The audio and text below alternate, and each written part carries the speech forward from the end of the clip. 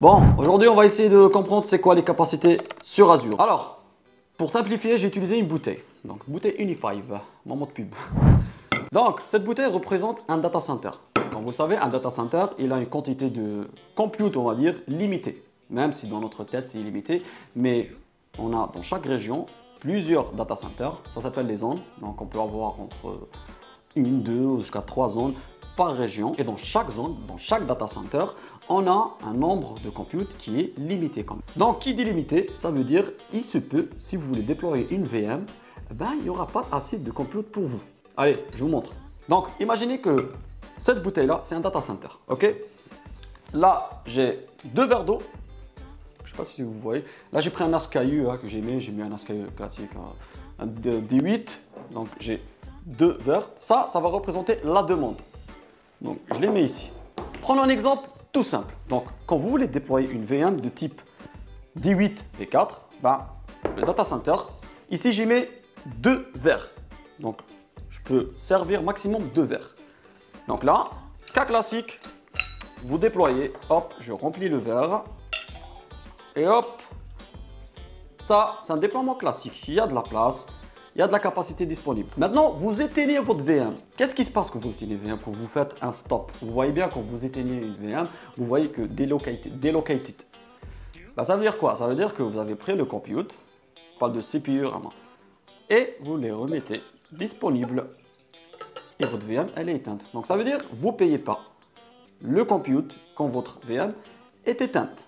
Mais vous payez quand même la data, les disques. Ça, c'est un autre sujet. Maintenant, je vais déployer 3 VM. Allez, de même SKU, on va sur le même SKU pour comprendre. Bon, je fais le premier, hop, il est là. Je fais le deuxième, le post-it part en vrille. Voilà, là, la bouteille est vide. Maintenant, supposons qu'un client veut déployer une VM. Ben, là, il n'y a pas assez de capacité. Et ben voilà, c'est ça la capacité en fait.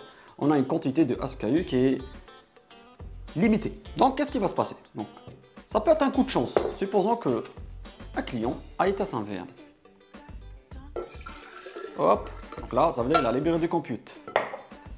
Là, si je déploie à ce moment-là, ben, coup de chance, j'aurai ma VM qui sera déployée.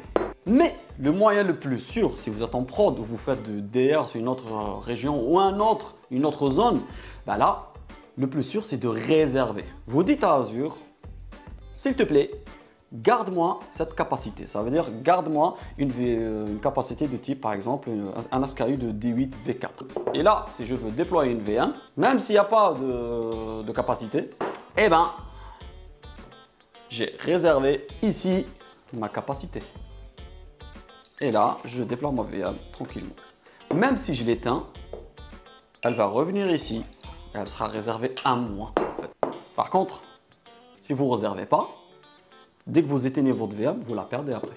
Donc c'est pour ça que c'est important de réserver votre capacité sur le data center. Bien sûr, vous ne le faites que sur les VM, donc ça marche que sur les VM. Et si on parle pricing, ben, vous payez le temps où vous avez réservé cette capacité, mais dès que vous déployez, vous ne payez pas. Et là, il y a l'effet inverse aussi. Des fois, le data center, il a en abondance de compute. Il n'y a personne qui achète de l'autre côté. Et c'est là on parle du spot.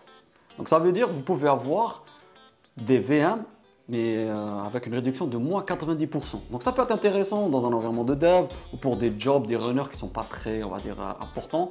Ça peut servir, mais ce qui va se passer, c'est qu'ils peuvent être coupés à tout moment. Donc dès qu'Azure voit qu'ils ont une demande, bah là ils vont vous jeter. Mais c'est violent quand même, hein. Ils vous préviennent quelques secondes avant. Mais vous pouvez jouer avec ça, vous pouvez voir l'historique de chaque région. Vous voyez où il y a le moins de demandes sur un SKU par exemple. Vous le prenez, comme ça vous savez que vous n'allez pas sortir. Bon, maintenant que vous avez compris comment ça marche, on va passer à la pratique. Allez, c'est parti. Bon, allez, c'est parti, on va voir comment déployer une capacité. Donc ça s'appelle Capacity Reservation. Donc vous allez dans le Marketplace, vous tapez ça, vous tapez Entrée et c'est là. Donc vous avez la doc aussi. Voilà, si vous voulez lire. Donc je vous laisserai lire. Alors, donc on fait Create. Ici, on va mettre un nom à notre capacité groupe. Ça va regrouper plein de familles de VM, vous allez voir. Donc là, on va faire Uni5 Kappa. Là, on va sélectionner la région, North Europe, ou peu importe la région. On va rester sur North Europe. Availability Zone, donc on se dit, est-ce que ça va être zone 1, 2, 3 ou les 3, donc peu importe. Donc je fais zone 1 par exemple et zone 2. Ensuite, donc là, il va m'afficher les deux zones. Ici, c'est pour ça que je veux faire un DR par exemple, si ce data center tombe, moi j'ai le deuxième data center. Donc là, si on part sur une VM, allez, DS2, je dis je veux par exemple 4 VM. Je donne une petite naming, donc je mets DSV2.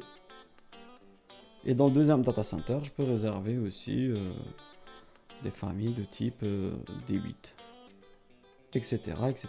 Et vous avez toujours ici le coût. Mais dès que vous déployez, vous payez que la VM. Hein. Voilà, donc c'est tout. Hein. C'est simple à mettre en place. Mais voilà. Donc,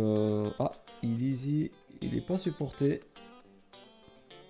Voilà, donc il y a certains SKU qui ne sont pas supportés. Hein. Voilà, donc j'espère que vous avez bien aimé cet épisode. Donc partagez en commentaire, dites-moi ce que vous en pensez, si vous avez d'autres idées. Et je vous dis rendez-vous au prochain épisode. Et bien sûr, abonnez-vous, partagez. Je vois que le nombre d'abonnés il bouge pas en ce moment. Donc je compte sur vous pour nous aider à partager maximum de connaissances sur le cloud, sur Azure. Et je vous dis rendez-vous au prochain épisode. Allez, ciao!